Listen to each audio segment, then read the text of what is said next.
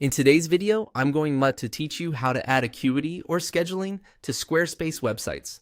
We'll walk through the setup from inside Squarespace, then move into the scheduling settings so you can make sure visitors are actually able to book the right service at the right time. This process is straightforward, but it helps to do it in the right order so everything connects properly. First, from your Squarespace site, click on Scheduling. This opens the scheduling area connected to your website and takes you into the Acuity setup options. Once you're there, click on Set Your Availability. This is where you define when people are allowed to book with you. Think of this as the foundation of your booking system. If your availability isn't set, clients may not see any open times. Next, set your booking time by choosing your regular hours. Enter the days and times you want to accept appointments. Be as accurate as possible here, because these hours control what appears on your calendar. When that looks right, click Save Regular Hours to lock in the schedule. After saving, go back to the previous area so you can continue building the booking experience. Now click on Create Appointment Types. Appointment types are the actual services people will book, such as consultations, calls, sessions, or classes. From there, click New Type of Service.